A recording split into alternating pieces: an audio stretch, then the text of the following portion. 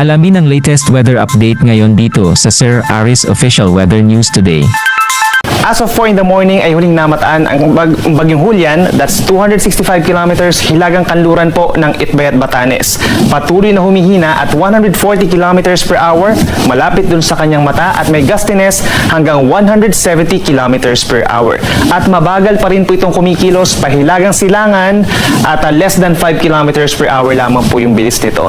Kitang-kita dito sa ating satellite animation yung mga areas pa rin sa southern Taiwan na nagkakaroon ng malalakas na ulan habang wala na masyado mga paulan po na mararanasan, mga light to moderate rains na lamang po dito sa Hilaga at gitnang Luzon. Samantala, kitang-kita naman sa ating satellite animation itong mga kumpul ng ulap, mga kulay pula, minsan mga thunderstorms po ito na malalakas dahil pa rin sa easterlies o yung hangin galing sa silangan, particularly the Pacific Ocean, kaya't magbaon po ng payong kung lalabas ng bahay.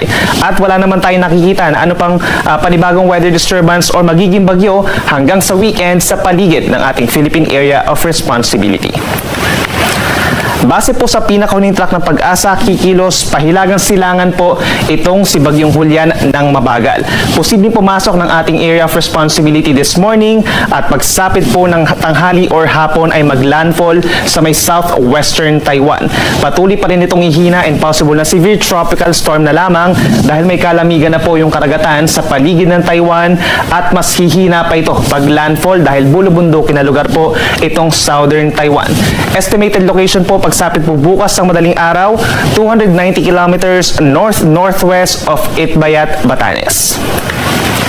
Then pagsapit po bukas ng hapon ay posibleng mas humina pa ito at mag-recurve ng bahagya into a low pressure area dahil patuloy po yung paglakas ng high pressure area dito po sa may mainland China, extending papunta po dun sa may Japan, so hindi na makaakyat itong nasabing bagyong Julian. Estimated location by tomorrow afternoon is around 335 kilometers north-northwest of Itbayat, Batanes. Base po sa latest track ng Pag-asa, nahagip pa rin po ng outer rain bands itong extreme northern Luzon ng malakas na hangin. Kaya naman po, meron pa rin tayong tropical cyclone wind signal number 1 sa lalawigan po ng Batanes at tinanggalan natin yung signal number 1 dito sa Babuyan Islands.